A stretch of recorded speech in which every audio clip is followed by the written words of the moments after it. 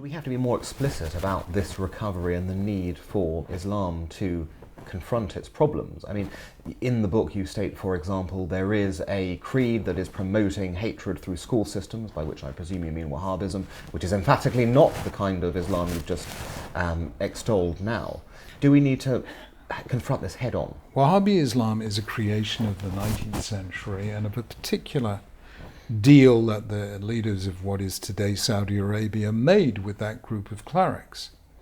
It was a very, very minor strand of Islam until relatively recently.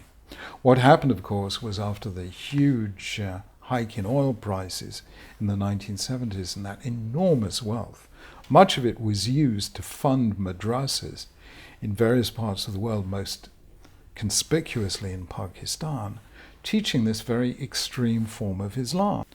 And what we've seen ever since 9/11 and Al-Qaeda, and more emphatically since 2014 and the emergence of ISIS, almost from nowhere seemingly, is that somehow or other that voice of moderation has only rarely been heard within Islam.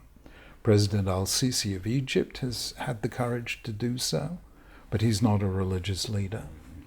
And we are very short of religious leaders who've said so. Everyone will always, out of common politeness, out of a sense of moral decency, will say this kind of terror and violence is not Islam.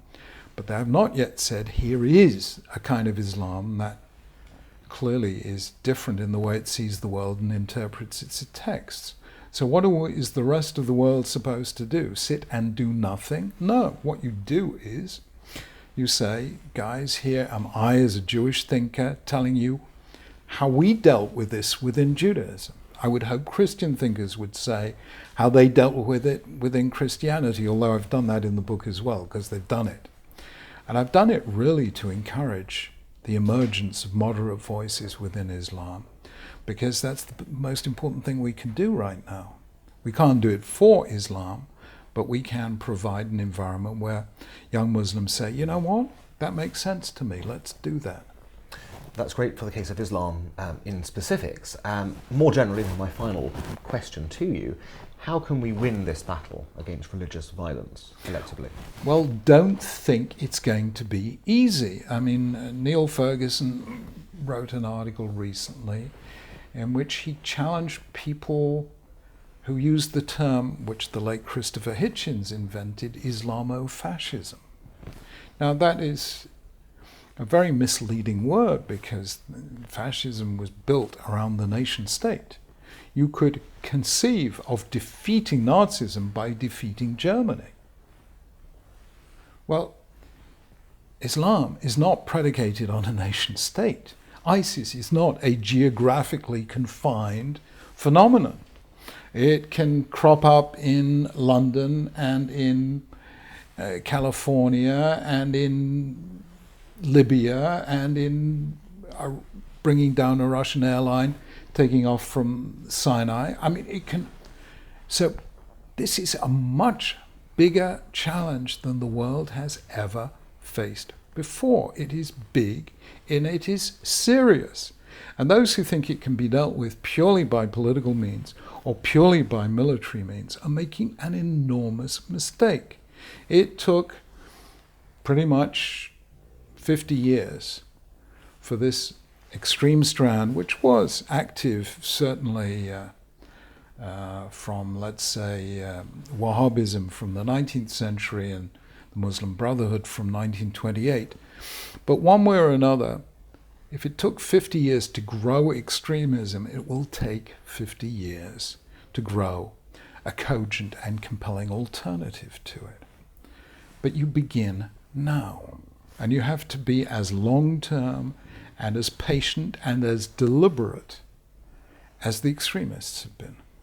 So there's no quick fix for this.